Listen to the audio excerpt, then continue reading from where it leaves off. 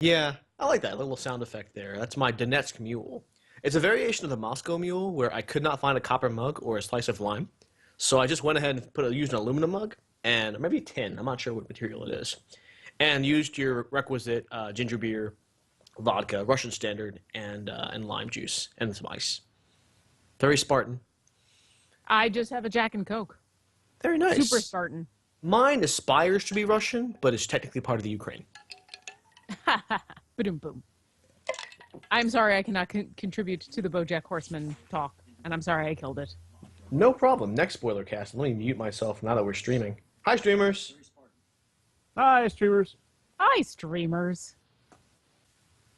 Please text me if you hear an echo. You shouldn't fucking hear an echo. I believe I have repaired the problem. Okay, I muted the call or paused the call, so I don't know if I can hear it or not. But let's see. I do not hear an echo. Yay! Fuck Because yes. Okay. I am awesome. So, Sweet. So the second test of this is going to be, and Jack, this is something that I think we should talk about before the show, since it's not strictly relevant to anything that we're going to be discussing. Okay. So, last night I was playing Destiny with our good friend Steven, a.k.a. Dunkelbro, and we determined that he did not have any elemental primaries in Destiny.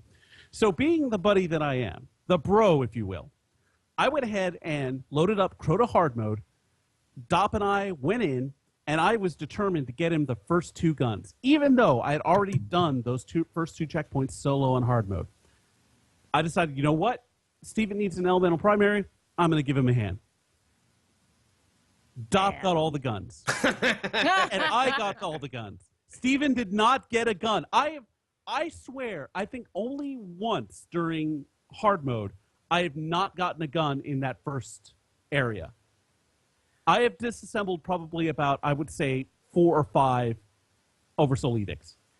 I guess you could say it wasn't his destiny.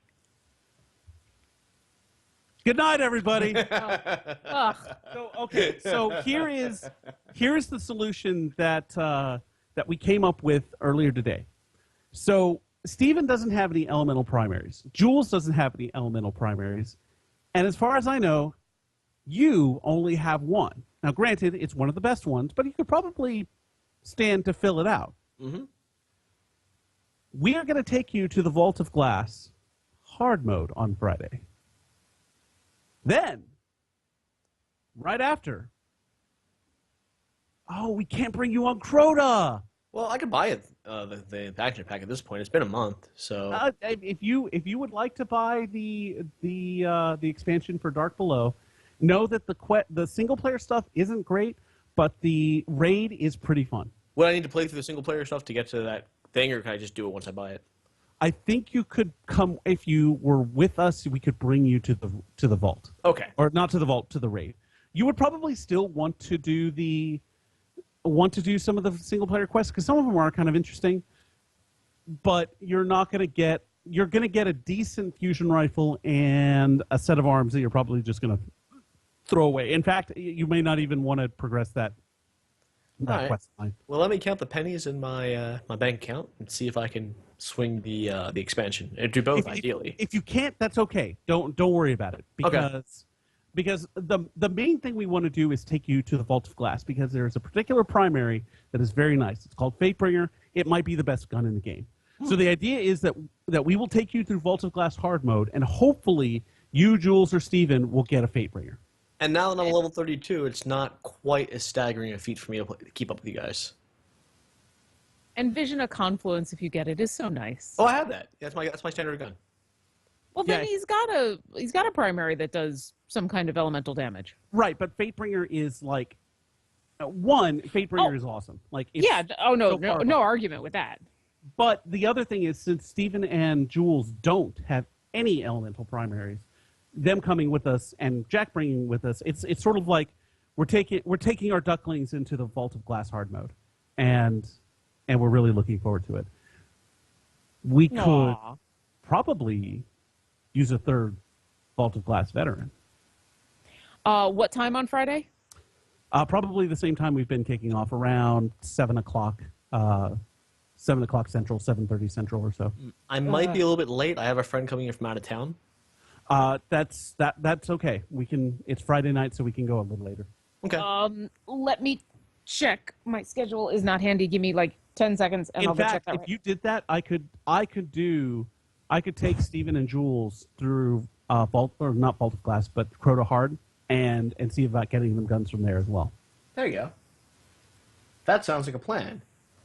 Hi, I'm Jack. I'm Jonathan. And Lauren said, hold on, didn't she?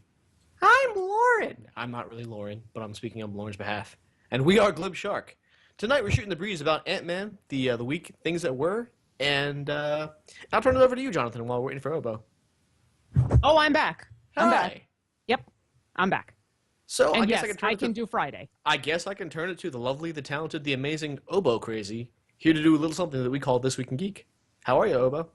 I'm running around like a chicken with my head cut off, but I've got some news because news is fun. First, the search for alien intelligent universe in the life is getting help from a Russian billionaire.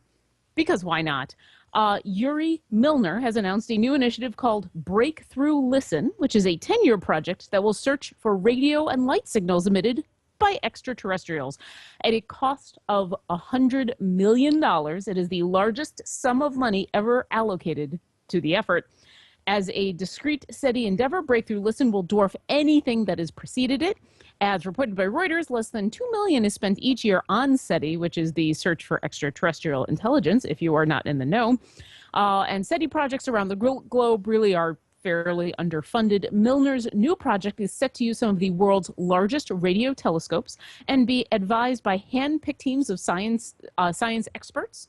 What's more, technological improvements, including boosting some of the computer power and telescope sensitivity, will make Milner's dollars go even further than they did in the past when SETI had more significant funding. New tools will allow SETI scientists to scan several billion radio frequencies at a time and search 10 times more sky than previous efforts. Milner made this announcement in London alongside physicist Stephen Hawking, who had this to say about the project. And no, I'm not going to do a Stephen Hawking voice. One, because that would be rude, and two, because I suck at voices. Quote, I'm here today because I believe the breakthrough initiatives are critically important. To understand the universe, you must know about atoms and the forces that bind them, the contours of space and time, the birth and death of stars, the dance of galaxies, the secrets of black holes. But that is not enough. These ideas cannot explain everything. They can explain the light of stars, but not the lights that shine from planet Earth. To understand these lights, you must know about life, about minds. We believe that life arose spontaneously on Earth, so in an infinite universe, there must be other occurrences of life. Somewhere in the cosmos, perhaps, intelligent life may be watching these lights of ours, aware of what they mean. End quote. I think that's kind of awesome. I also love that it's just some random Russian billionaire who's going to help us find ET. So there you go. In other kind of science news, mostly math, most of the time when you hear about students in the United States and how good they are at math, you're hearing about how bad they are at math. In general, the United States is lagging fairly far behind when it comes to math and science education in this country. So it is with a little bit of pride that I'd like to give you some positive news about the state of math in the United States. For the first time since 1994, a team of top-tier mathematics students from around the United States has taken first place at the International Mathematics Olympiad, which is a global competition that this year included teams from more than 100 countries. Po Shen Lao, a professor at Carnegie Mellon University and head coach for Team USA, say the competition is held over the course of 2 days. Students work on 3 math problems each and told NPR, quote, if you can even solve one question, you're a bit of a genius, end quote. So yeah, the fact that the United States won is kind of amazing.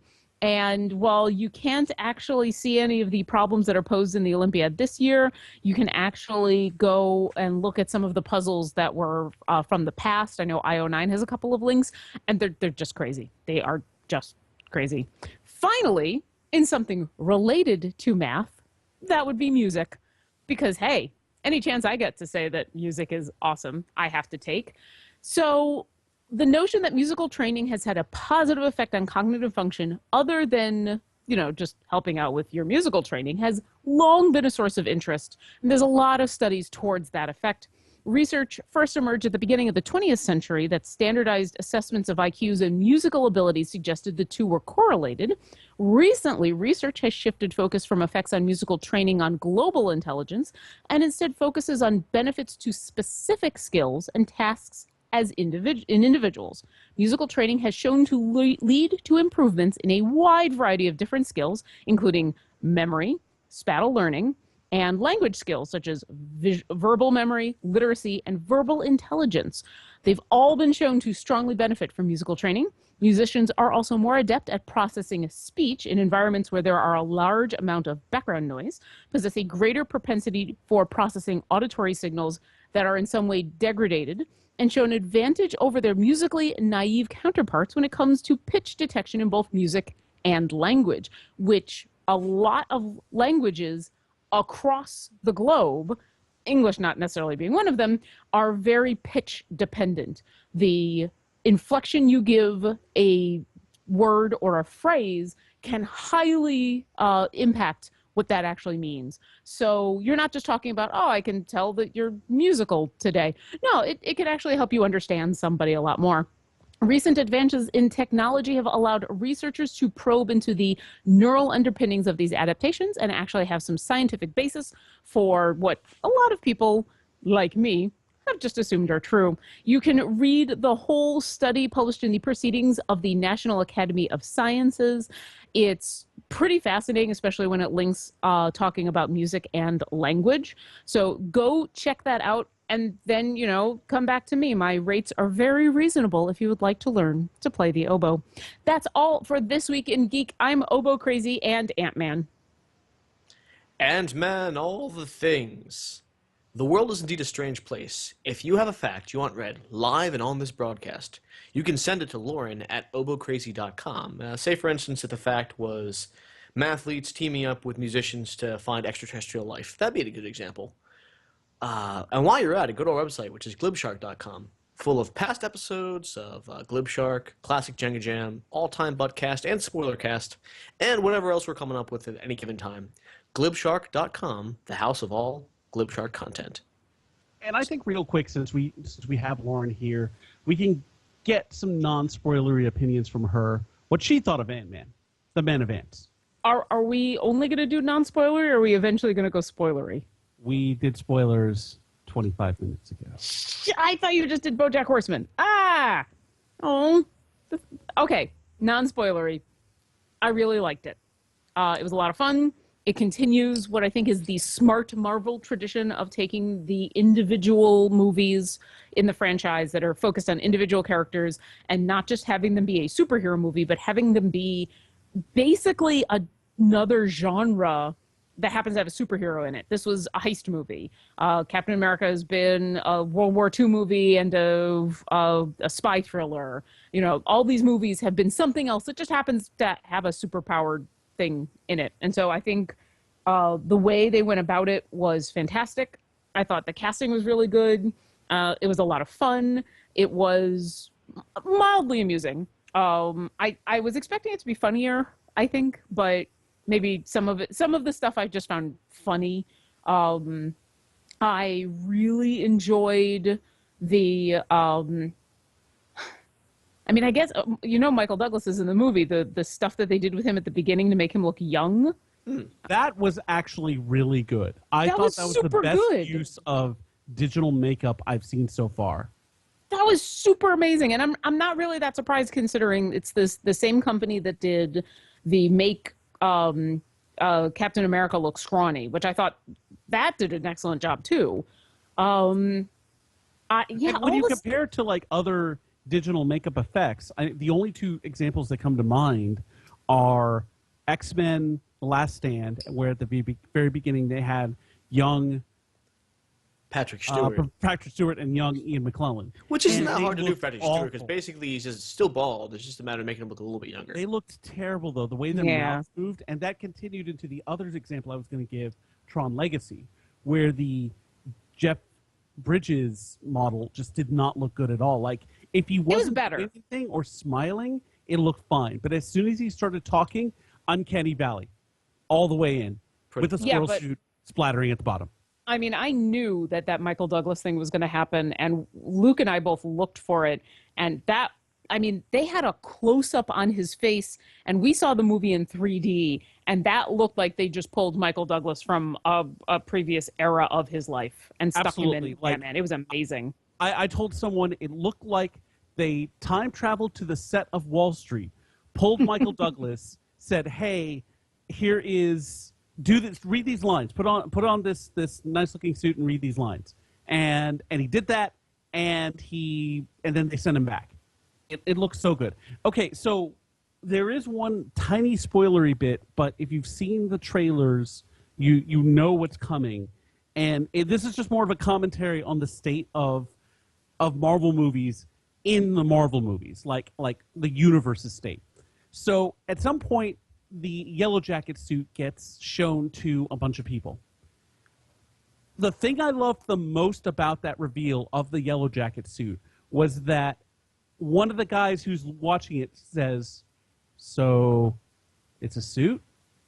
Like, he had been expecting to be blown away, and all of a sudden, this suit that some dude wears is pedestrian. Mm-hmm. Because of It's a nice Iron little Man. nod. I didn't think about that. It's Yeah. definitely a wink at the audience.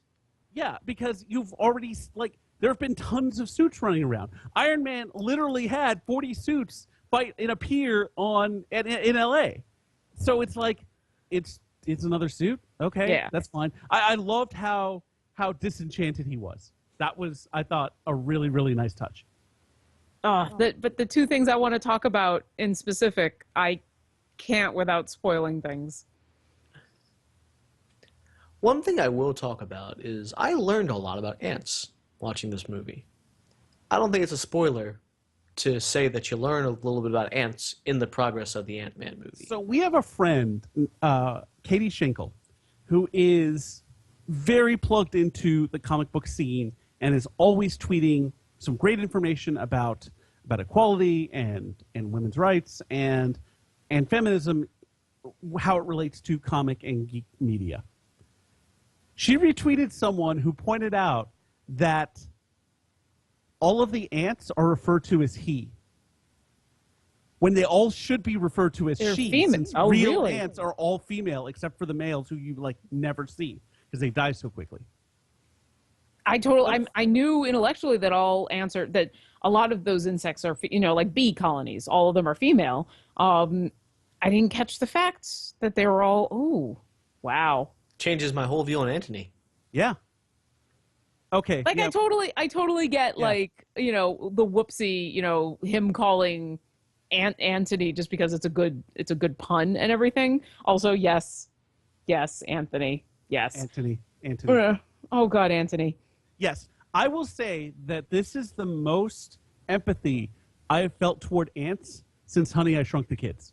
I love the fact that whether it was supposed to highlight the character or whether it was just something fun to show. I'd like to think it was to highlight the character. They made it a point to show that the ants were not expendable, that he wasn't just throwing ants into harm's way, that he went out of his way. The one point where they are literally airlifting ants out of an area, and that seems like such a small detail, but if the prevailing idea of these ants are they're just ants and you just throw them at stuff and they follow your commands and they're just mindless drones and stuff. I liked the fact that was not how the ants were treated, that they were felt valuable enough to save, to come up with an extraction plan. I loved that. Yes, I did. I love that too. And it was something I'd also catched. It was like, it speaks to both Hank Pym and Scott Lang's best parts. Yes. In that they recognized that these ants were their teammates. And they went out of their way to save their teammates. It would have been easy, it would have been a lot easier in some of those situations just to leave them. But that was not an option, which was great. Yeah. Okay, so maybe at the very end of this episode we can do like a couple of minutes and I can talk about a few Okay, things. that's fair. That's fair. After we hop off the stream, we'll do that. Okay. I Because will yeah, say- there's stuff I want to talk about that I can't. well, I also saw another movie this weekend, and it was something that was a little surprising. I didn't realize it was an actual Judd Apatow movie, but it really was directed by Judd Apatow, and it's a movie starring Amy Schumer called Trainwreck? Schuler? Yeah, Trainwreck. It was good. Huh. Is that the one in where she's she's just drinking and sleeping with everybody and then is trying to doesn't really want to find the guy because she doesn't think that she can have a long-term relationship? Yes, it Okay. was surprisingly good. I will say that it's a bit on the long side, Oh. and Judd Apatow has apparently gotten to the point where people can't tell him to cut his own movie. There were lots of scenes that were unnecessarily long. Oh. And I'm just sitting there going, this could be a little bit shorter. All that said, it was really, really funny. There were a couple of parts where I was laughing my ass off, and it was like two people sleeping in a bed. It wouldn't and that's all they were trying to do is just sleep. And so it really tickles you if you've been in that kind of relationship before. And there's just tons and tons to love about this movie. One of the things I did not expect to love was the acting ability of LeBron James. Wow. Yeah, I'd heard that he's actually okay. Surprisingly good. Not just okay. Tim Duncan is okay. I've seen Tim Duncan try and act before. He is solidly okay. LeBron James was actually funny, which, if you've known me and you've listened to this show before, I have no love for LeBron James. So the fact that I can compliment him on this really speaks to how well he did. Praise from Caesar. How was John Cena in that? I heard he has a role. I should probably just let you guys watch it. Oh, wow. That's I'm gonna be honest. Those kind of rom-coms, they turn me off so quickly. I I don't have a care how feeling good it is. It's I going just to end can't. up being something that my wife and I watch on our couch at some point Probably. in the future. It's definitely something worth checking out, and I would recommend it. I don't recommend it as hard as Spy. Spy is awesome and so good on so many levels, but Trainwreck was good, and Amy Schumer does really, really well. Like, this is a breakout movie for her, and she deserves it because she knocks this out the park. She really, really does well in this movie. It's extremely. It was a lot of fun to watch. Well, good. Yeah, ringing endorsement for a romantic comedy. You didn't think you'd hear that on today's broadcast, yet here we are. I will, going back to Ant-Man for just a moment, I will say we had to see the movie in 3D because they actually did not have any 2D showings at the theater we went to. Not bad in 3D. I only had a small headache. Yeah, and I thought that the effects were better in 3D than they would have been in 2D, especially with all the shrinking and growing and shrinking and growing. I thought that was kind of cool. I think if I had to watch a Marvel movie in 3D, this was the one to watch. I absolutely agree. This was the most notable use of 3D since probably Gravity, I would say. Yeah, probably Gravity. Wow. And definitely the best use in a Marvel movie. I don't think it was natively shot in 3D, but the conversion was definitely top-notch. The conversion was way better than the conversion for Ultron. The conversion for Ultron was just unmemorable and just not great. So But this was really good. let me ask you guys this. Now, Marvel has announced their slate of movies through basically 2019. So, I mean, they could bump an Ant-Man sequel in there, they could not. But how interested would you be? My question isn't whether they're going to make an Ant-Man sequel. My question is, given the increasing slate of superhero characters they're pumping out, how interested would you be in seeing a movie where it's not a full-on Avengers film, but maybe a movie where two of them team up, like a Marvel team-up kind of film? Like we're just they prepare two up randomly, or storyline based. And is that something you'd watch depending on the characters they pair together? Absolutely. In fact, I think that's kind of what they've been doing with Black Widow these last couple of movies. Is she's been the team up essentially. She was the team up for Captain America. Sure. She was the team up for Tony Stark. I think that I could definitely see that because eventually, no matter how many characters you have, no matter how many that can show up in the Avengers, you can't have everybody. It's just, it would be cacophony. And to be able to give the right superheroes or the right, just heroes in general, the right story and give characters something to play off of, I think that'd be excellent, you know? I'd love to see it. It really would be all about the chemistry. I think one of the reasons why Civil War works, or not Civil War, but Winter Soldier works so well was because of the chemistry between Steve Rogers and Black Widow, and the actors specifically. I think that relationship was really strong, and helped carry the movie. The guy who plays Sam Wilson, same way. You get the feeling that he and Captain America are not only teammates but also friends. And that is extremely important. That was one of the reasons why Terrence Howard was such a better Rhodey than Don Cheadle. I've never gotten the impression that that Don Cheadle's Rhodey and Tony Stark were friends. Whereas with Terrence Howard, that was first and foremost. And backstage issues aside, I really wish they had kept Terrence Howard there. Yeah, but then you wouldn't have Empire, right? He's an Empire, right? I don't give a fuck if he's in Empire or not. Fair enough. Yeah, I guess it depends on the chemistry. Go ahead. Beginning to really love the Falcon. I really think I'm super excited to see that character show up. And I was joking with Luke that, all right, you know, why don't we table that, since that's something that I wasn't aware of going in. Why don't we table it till after the show? After the show. Well, I was gonna talk about other things about him, but yes, Superhero redacted. Well,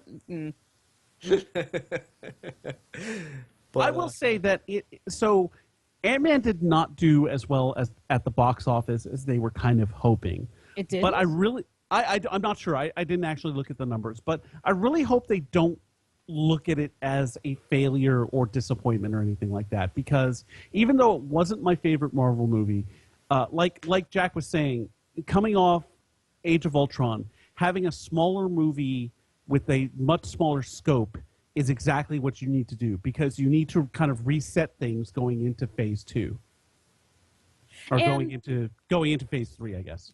Frankly, I think no matter how amazing some of these Marvel movies are doing monetarily, when it comes to things like Ant-Man and Guardians of the Galaxy that are huge risks, just massive, you know, you don't really have character recognition. You don't have you don't necessarily, besides Michael Douglas, have, you know, huge star power. I mean, everyone in there is kind of a known face and stuff, but you're not talking about some of the characters, some of the actors that they have in these other movies. I think both of those movies were huge risks. They could have gone super wrong. And the fact that they both have come out as excellent movies, I think their expectations were lower. I hope their expectations were a little lower monetarily. I don't think there's any way you could compete with Age of Ultron. And I think at this point, I don't know what Marvel would have to announce for me to go, there's no way. Because after Guardians and Ant-Man, I can't think of, like, they can practically do no wrong. At this point, they have all of the benefit of every doubt for the rest of time. Until they make a Power Pack movie. And you know what? I will say this. After a successful Guardians and a successful Ant-Man, I will withhold judgment until I see a Power Pack movie. Sure. And it looks like, I have the numbers up now. It looks like they made $57.2 million in North America for the opening weekend. Right now, worldwide, up to this date, is at $120 million. So that's a nice chunk of change. And let's keep in mind, this is Ant-Man we're talking about. This isn't like the Spider-Man or Wolverine or Captain America. This is Ant-Man. And Guardians at least was a team, but this is like a solo superhero that didn't really have, like, wasn't really a household name, right? The way that the other ones were. There's no way. So I think that it's still $57.2 million, nothing to sneeze at. I wouldn't stop that necessarily, and I would imagine, like, based on everything they set up, that we may be seeing Ant-Man sooner rather than later. So we haven't seen the last of this character. And I bet you that word of mouth for people who may not have seen it opening weekend. I think word of mouth will help this movie a lot because I think the prevailing hey, I'm not a Marvel person, but should I go see Ant-Man? Or, I'm not huge into, I don't even know who this character is. I think most people, I think it's very fair to say, this is a fun heist movie. Go see it because it's a fun heist movie that you get to see in the middle of the summer, and I think it'll continue to do well over the next couple of weeks, unlike a lot of other movies that have an amazing opening weekend and then just bomb. I think you'll continue to see really strong weeks for the next couple of weeks for Ant-Man as word gets out. And they did kind of set up like a whole universe for him, so to speak, to explore. And I won't say too much about it, but it does open up some mechanical stuff that could spill into other properties as far as that goes. Yeah, we can cover that at the end. One thing I did yeah. want to bring up was that I'm looking at the Phase 3, and starting with Civil War, we have Captain America: Civil War, Doctor Strange, Guardians of the Galaxy Volume 2. Spider-Man is now in between Guardians and Thor Ragnarok. Then you roll into Avengers: Infinity War Part 1. Then Black Panther, Captain Marvel, Avengers: Infinity War Part 2, and then Inhumans after that. So they've actually put Inhumans after the Infinity War. I think that makes sense. I think they're using Agents of S.H.I.E.L.D. to build the Inhuman brand and to build up a cadre of mutant replacements. And if the idea is that gradually over time, the main Avengers brand is going to be an ever-evolving group of superheroes, depending on actors and characters, then yeah, bringing them in at the end when you're talking about a whole new group of superpowered beings, I think is super smart. I think you focus on the characters you've got in Phase 1 and Phase 2 and get them through an end game that has been building up, which is Infinity War Part 2, and then you go from there. And so that makes complete sense to me. Is it fair to say that Benedict Cumberbatch is the biggest star to be coming into a Marvel role since Robert Downey Jr.? Oh, Because a lot of these guys got big after, like Chris Evans. Actually, Chris Evans was in a lot of stuff. Yeah, but I mean, he wasn't like a household name the way he is now. I think all of the actors, you could make a strong case for being known actors and household names. Well, Samuel L. Jackson, though. He was a known name before he came into it. I think there's an argument to be made that Benedict Cumberbatch is probably the most has done the most stuff in the shortest amount of time recently. I mean, Samuel L. Jackson has a long and gigantic career, but he's kind of in everything and he's kind of background in a lot of stuff. Chris Hemsworth had done some stuff, but really not a ton, and he wasn't like a known name. Not before Thor, no. Scarlett Johansson, I think, probably you could say is a huge star. That's true. I guess it's more like they're headlining their own movie, which is something that Nick Fury and the Black Widow have not done. Yeah. Well, and I would say Jeremy Renner also, not headline his own Hawkeye movie yet, and yet looking like he's going to be in the new Mission. He's been in the last couple of Mission Impossible movies. He replaced Jason Bourne. He did. He was in Hurt a Locker. lot. Okay, Jeremy Renner was in a lot of stuff. But actually, that's interesting that you point that out because these Avengers and other major characters in the Marvel Universe who are being played by these more established actors than the actual named heroes themselves that are headlining the movie. Like you said, Chris Hemsworth really hadn't done anything. I think his biggest role before this was George Kirk. And the only reason I took note of that was because I knew he was going to be Thor. Yeah. Well, and he was in the Joss Whedon horror movie, but that he had actually done that before he did Thor, and then the movie just got delayed 12 years or something ridiculous. Cabin in the Woods, there we go. Before it came out. Was Red Dawn the same way? I think I think he filmed Red Dawn at around the same time he did Cabin in the Woods, and then again that was delayed because, well, we don't want to piss off the Chinese. They buy a lot of our shit. Right. Yeah. No, I think all of the actors have had, if not distinguished, then active careers. I think a lot of them would have been. I am not a movie person. I am certainly not up on the entertainment industry. And I think the vast majority of those names, if you had rattled them off to me before the Marvel movie started, I would have recognized most of them. With one exception. I think Edward Norton might be the exception that proves the rule. Well, he was a pretty big actually, name going into Incredible So Hulk. I was thinking That's about true. it just now because I'm looking at the list. Paul Rudd. Paul Rudd, I don't know Paul if he's Rudd, like an A-lister low. He's he's pretty prominent, but I wouldn't say he's prominent as Benedict Cumberbatch. No, Edward Norton. No, that's true. and well, Michael Douglas, I don't know if you can call him the main character in Ant-Man. I think he blows everybody out of the water I think when he was it a comes supporting to us. character, though. I think it was Paul Rudd's movie.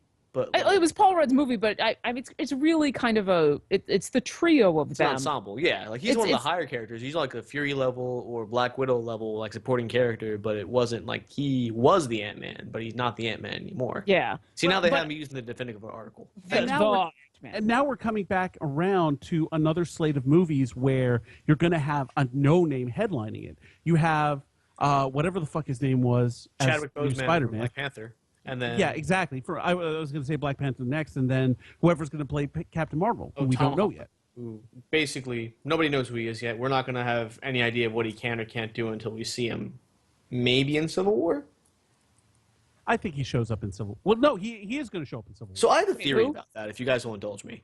Sure, go for it. So in the Marvel Comics Civil War storyline, the whole thing, the Superhero Registration Act that causes the split between the heroes in terms of and the relationship with the government, is caused by a reckless group of young superheroes causing a massive tragedy. My theory is this: that Spider-Man, through his inexperience, is either linked to or indirectly causes something that changes the whole tone for the thing, to the point where the Registration Act passes or whatever the movie equivalent is, and that he's the linked somehow to the incident, or if not the cause of the incident. And I think that's a perfect way to make him front and center in the middle of the conflict. Maybe. I have Although- a differing theory. Okay. I go for it. Okay, I'm looking up names for a second. So I am looking for a specific actor, and his name is Fran Kranz, and he's one of Joss Whedon's guys. He was in Angel, I want to say, and then he was also in the Much Ado About Nothing. He's in a bunch of stuff, and he was also in Cabin in the Woods with Chris Hemsworth and all those guys. And Dollhouse. And Did I see- that's right. He was a Dollhouse. That's his main claim to Wheaton fame. He has been attached to star, or not star in, but be featured in Agents of S.H.I.E.L.D. And he, with the new Secret Warriors team that's coming up, I think he is, and again, this is a storyline that I read tangentially, but it made sense. There's a character that specifically causes a tragedy that like blows up a school. I think he's supposed to be a speedster or something like that, and he Speedball. Speedball. That's the one. You think he's Speedball? I think he's Speedball. Speedball is And I the one who think- causes it. And, I And I kinda think see he that. gets introduced as a secret warrior in Agents of S.H.I.E.L.D., and then But the Secret Warriors, the New Warriors, two different teams. I think, I don't know. They might combine them. Maybe. Because there's too many warriors. There's too many warriors to come out and play. Anyway, so I think you will see that story develop in Agents of S.H.I.E.L.D., and then that'll happen, and that'll lead to the events of Civil War. I think what we're going to see from Agents of S.H.I.E.L.D. this year is a more seamless transition into its Captain America movie, So, which is what's been going on. I have a completely different theory. And I love that all three of us have completely different theories, because that means that this is not a predictable storyline, and I love that. My theory is that no, you're not going to get any of these other characters because you don't need them. The tragedy has already happened. It's already happened a couple times, and it's called Tony Stark. Tony Stark has caused inadvertently and directly through his actions a lot of grief and suffering. I mean, he was already blamed by other Avengers for Ultron. He can be blamed for the Vision if the Vision does something accidentally. There's a lot of stuff that can go wrong that has gone wrong, and all you really need is Tony Stark, who has already started feeling guilty about some of the stuff that he's done, who is already distancing himself from being a superhero and being an Avenger for all kinds of reasons, to not want others to make the same mistake he did, and to feel like those need to be held accountable. And that may also be the way that you get Bruce Banner and the Hulk back into the action, because who is one of the other main Avengers who feels completely guilty over any of his actions all of the time? Bruce Banner. I don't think you need to go outside of the established Avengers canon in order to find enough guilt and remorse and whoopsies to start to provide that. And you also don't really need to go outside of Avengers to find people who are going to be on both sides of the split of staying anonymous for a bunch of different reasons. You can go down the list of everybody who is a movie listed Avenger, and I could make a very strong argument for why they would be for or against. And, it's not going to be a stretch. And this is one of those things we're not going to know until time gives us the answer. We'll have about a year we'll know which one of us was right, or if any of us was right. I think if you see Franz Kranz show up in Agents of S.H.I.E.L.D., we know which kid has the winning idea here. You're banking on Speedball. I'm banking on Speedball. You're also banking on them doing a crossover that is bigger than, you get to find out where Fury got his helicarrier from, which, while that would be awesome, and I would like to be wrong, I would totally like to be wrong, I don't see the TV show really affecting the movies that much. I see it going the other way around. I see the consistent history has been the movies have tied into the TV show, and the TV shows have ran with the repercussions of the movies. But as far as stuff going on, I mean, that's why, as much as I would love to see Coulson show up in the Avengers and do more than just call in Maria Hill and give her some information, I don't think you're going to see TV stars showing up on the big screen. Well, with one exception, I think with the Civil War storyline coming up, you're building this sort of universe of television. You already have Daredevil walking around Hell's Kitchen. And dang if it wouldn't be cool to see one of those fight sequences happen. I totally agree. Yeah. I think it would be awesome. I don't think it's going to happen. Is Daredevil season 2... Okay, so hang on. Let me look at something. Sure. I need to see if Daredevil season 2 comes out before or after Civil War. I bet you there's references. I bet you they go as far in the movies as to start that Tony Stark or Captain America start listing off who's with them or who's against them. The same way in Civil War, you got the quick flashes from the Hydra ship of people they were targeting, and that's how we got, all of those fun cameos of people. I see that happening. I see them saying, well, Matt Murdock down in Hell's Kitchen is already, helping hide a whole bunch of people, or, all the Inhumans are doing. But I don't see them actually showing up. Well, again, time will tell on this. And it looks like sometime in 2016. I don't see an exact date here in terms of when right. And Civil War is definitely happening May 6th. Yeah, so it's very likely that this will come after, just based on math. Just based on math. Just more months after than there are before. Netflix works differently. They could release that entire season like 2 months before and say, look, we know you're going to consume this before Civil War. They could, and season 1 did come out before Age of Ultron. Yeah. So they had the time. I guess if they did it together quickly enough, they might be able to do it. But I'd rather have a good Daredevil story than one that ties in. No. I guess my point is, with Netflix specifically, They could start production now, Right. take as long as they want, wrap, and then release it a month later. All of it. That's true. That's true. They don't have to wait as nearly as long because they're not like a traditional broadcast network. I see what you're saying. But as long as we're speculating, I was wondering if you guys would indulge me in another form of speculation. Let's go for it. I read somewhere that that NBC is interested in relaunching the Xena Warrior Princess property. Yeah, and they I actually did have hear about this, yeah. yeah, they have like Sam Raimi and I've just lost the other showrunner. Like the two of them are behind it. They haven't said whether they can or want Lucy Lawless back, but yeah, apparently USA really super wants to do that. And I'd totally be on board. I love that show watching growing up, and it's funny. It grew out as a spinoff of Hercules, but like, I think culturally it was bigger than Hercules ever was. Well, right, because Hercules was just another syndicated dude with muscles, and Yeah, they were dime a dozen. Xena was something very different. Yeah, Nightman, Beastmaster, Baywatch Nights, so on and so forth. Did we really just bring up Baywatch Nights on this show? No, we didn't. Jenga did. Oh, right. Was there a ban on Baywatch Nights that I was No, not I'm aware just of? I'm just saying. I'm just hanging a lantern on it. just pointing it out. So as long as we're talking about Xena, assuming you couldn't bring in Lucy Lawless to reprise her role, or if that's not what they wanted to do, I think that's the best choice personally because Lucy Lawless does not age. Who would you recast as Xena? I don't I think as saw- long as I Lucy saw a list Lawless of can still names. kick ass, you can recast that.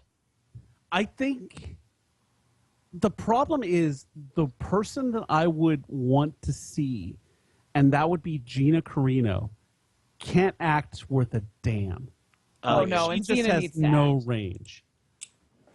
So Xena absolutely needs to have a range. That was what I made haven't that show seen- what it was. I haven't seen. Is Ronda Rousey any good? I don't know if she can act or not. I know she can quote unquote wrestle, but I mean, there's elements of acting in professional wrestling performances and stuff. Like if you can embellish your personality like that indicates that you might have some talent. But I could see her playing Xena. But let me throw a name at you. Let me know what you guys think. Michelle Rodriguez. No, No? no.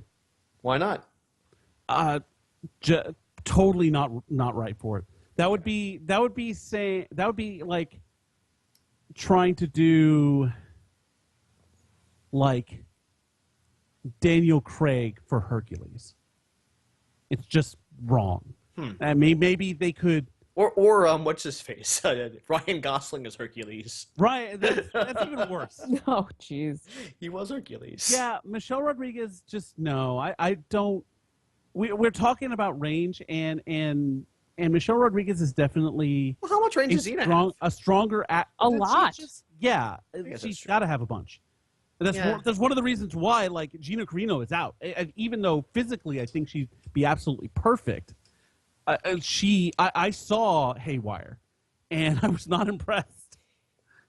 So, What made that show rise above its cheesy late night cable roots was the fact that the two main actresses in that show managed to take whatever serious moments they could get, whatever funny moments they could get, whatever emotional moments they could get, and acted the shit out of it. And they gave you two characters who were more than just, oh, well, here's the female version of Hercules and Aeolus. Here are two, emotional, emotive, deep women who can also kick ass. Because those were 45-minute shows, and it wasn't 45 minutes of fighting. It was maybe a couple minutes of fighting, and then there was a lot of stuff going on. And considering the fact that the two of them, those two characters, essentially fall in love with each other and are soulmates and go on these crazy, one dies and the other brings the other one back from the dead and from hell and from heaven and are angels. I mean, the crazy shit that show got up to was grounded only by the strength of those two actresses being able to convince you that they were worth it. I think we're going to see Xena cast from an unknown. Like, we're going to see someone who is in a Power Rangers series step up and be Xena. Especially if they're from New Zealand. if they're from New Zealand, exactly. But what I'm saying is like a lot of those actresses can have surprising range, and some of them don't. I mean, for every Amy Jo Johnson or Erin Cahill, you've got the chick who played Areola in Not Another Teen Movie, Sure. Yellow Lost Galaxy Ranger, I believe. Oh man, who was I thinking of? Like Maggie Q. Oh, and It's Marvel in the chat is suggesting the upcoming Wonder Woman, who Gal Gadot, which is basically Gal Gadot. like yeah. I don't know how good of an actress she is. So far, I like what I see with Wonder Woman. I don't see that being possible. What with her being Wonder Woman? Sure, that's like someone playing the Human Torch and then playing Captain America. I mean, come on. That can't Okay, I'm gonna say this. I was talking to Luke about this. I don't think you're gonna see that kind of stuff ever again. I think Marvel and DC, especially now that DC is trying to pull their shit together and create a cohesive universe, I don't think you're going to see, not only will you not see actors be able to play different characters within the same universe, I wouldn't be surprised if you start seeing those actors say, yeah, so I signed on to be Doctor Strange in the Marvel universe, and so now I have a I can't go be in the DC universe for the next so many years. Yeah, he can't go and play Dr. Fate. Yeah, you can't Yeah. like direct a Star Trek movie and then go direct Star Wars. I think you're going to start seeing that. I think you're going to, I totally think, and I don't know if it's going to extend beyond Marvel and DC, but I could totally see them being like, no, you can't be Superman in this movie and then come on over to the other universe. You just can't. Let me throw one more name at you Can't be guys. Let me know what you Superman think. and then become the man from Uncle. I mean, come Yeah. on. Yeah. Summer Glau. She's too old. I don't want anybody but Lucy Lawless. I think it's one of those deals where anyone we have in our headspace is Already in your headspace. already in the headspace. Yeah. I think it's gonna, like I said, it's gonna be an unknown, and I think that applies to both Xena and if they choose to bring Gabrielle, if they Gabrielle, I cast think again. Gabrielle as well. I'd like to throw my head in to play Jox of the Mighty. Okay, that's actually that's a game I think we could play real quick. So rather than actors, like professional actors, let's cast Xena from the Community. People Who we among know. our friends could play Hercules and Xena and Gabrielle and Joxer? Although you called Joxer, but you know what? I'm going to disqualify you because you're already on the show. Fine. Boo. We have a non-compete with this Xena reboot production. Clearly. So Hercules. It's a good question. I would say I would probably cast. Let's see. I know who I want for Xena. Okay, well, yeah, but hold on for that for a second. Okay. I will say for Hercules, who would be if he were like 2 inches taller? Our good friend Duck 102. I could see that. Kind of, sort of. He's a bit on the short side, but I think he would bring the physicality. So we would need to fix that in post, and he'd need to wear platforms. Yeah. Then for Just Eolus, stand on a scully box. It'd be fine. maybe Leprechaun? Or is he too funny? Or is that perfect? I think that might be That good. was spot on. That was awesome. All right, Obo, who's your Xena? Oh, well, if we're thinking about Community kick-ass battle scarred women, then I'm going Bean Clayton. That's a good one. How about Kathleen? She could be good. I was gonna. We know say, she can kick ass. I was gonna say for our Gabrielle, a good friend. What's her username? T-Bird. Oh, no, She T-Bird. Tiffany Peters on Twitter and such. She's kind of a fitness buff. I could definitely see her as a Gabrielle. How about Ares? Who would be Ares? The muscular, roguish god of war. Yeah. Well, if you're Joxer, I'm calling Ares. Okay. Well, wait a second. I don't want to be the crazy chick from Xena. What, Discord? You would be Callisto. Discord. Callisto. Callisto. There we Oh, go. that's right. Discord was also in Hercules. Discord was also in My Little Pony, played by John Delancey. That's right. Can I be John Delancey? I want to be John Delancey. Okay, fine. You can be John Delancey. You can be a Q. Okay. Let's I'll get take this that. game going. All right. God, I'm bad at this game. Okay, so X-Files is coming back for a 6-episode run with the original cast. But let's say Fox is like, you know what? We need a new, fresh cast, and we're going to pull it from the RT community. Who is your Mulder, Scully, and Skinner? Ooh, it's tough. Let's see. Mulder. Can we just cast Mary and Chris and go with the two of them? I'll watch I that think show. it would be- I would watch that, yeah. I would totally watch that. Can we be the three the three lone lone, the three lone gunmen. That's Yeah. The Lone perfect. Gunman, Yes. all right. So who'd be Skinner then in that scenario? I don't know. Gus. Gus? I can see that. He's not bald, but I could still, yeah. Listen, cockbites, this is your next case. Yeah. There I you can go. See that. Okay. Okay, we've only got a couple minutes left. Can we do a little more spoilery for Ant-Man? Since I guess I missed you guys doing the spoilery Let's from sign before. off, and then I can tack that at the end of the spoiler cast that we did make. Listeners, be sure to subscribe to the Buttcast so that you can listen to our spoiler cast on Ant-Man once you've seen it, or even if you haven't, and on BoJack Horseman as well, although it's like a tiny kind of bit there.